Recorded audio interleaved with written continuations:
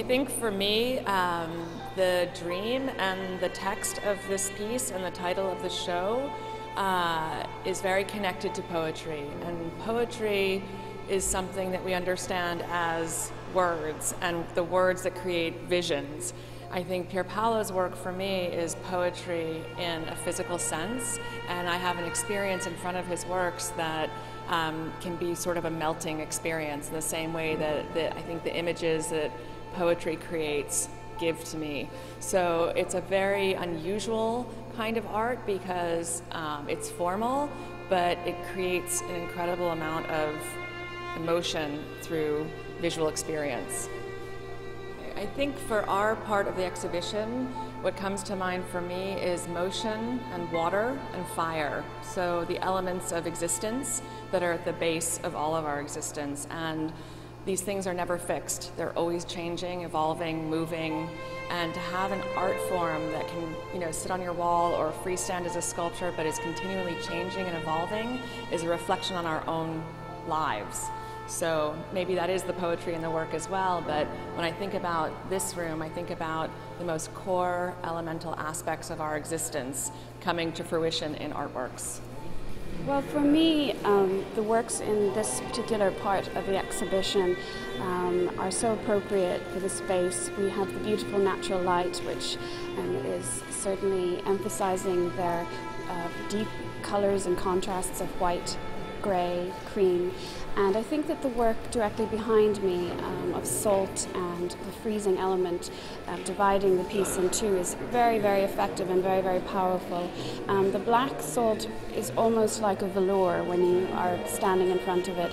And considering Pier Paolo's preoccupation with the colour white and also with the frost that he uses in many of the pieces, I think that this is particularly successful in showing this beautiful diamond reflective white against the contrasting black.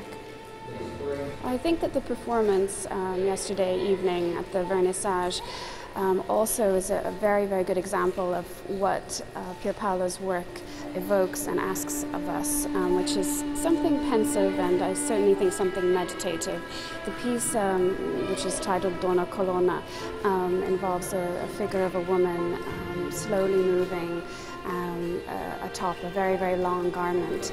And at the end she is removed from the installation and you have the absence of the figure, only suggested by the form of the skirt. So we look at the piece and we think what has come before, what will come after, very much in keeping with the theme of the exhibition, when the dreamer dies, what happens to the dream.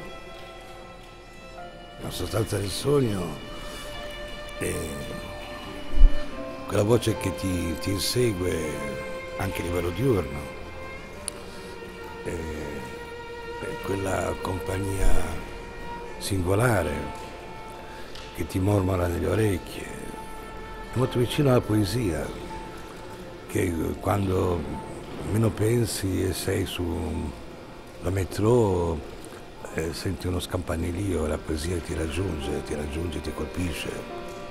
Il sogno è così, più fisico, più organico, ha più ampiezza, poi è qualcosa che vive con te naturalmente e che non conosci a volte, spesso, io per esempio non mi ricordo mai i sogni, sento che ci sono. Il problema che mi pongo in effetti è il problema al quale non ho avuto mai risposta, cioè che le strade del sogno è una richiesta pubblica, è una forma di richiesta che getto a me e agli altri, una curiosità profonda. Questo ectoplasma, questo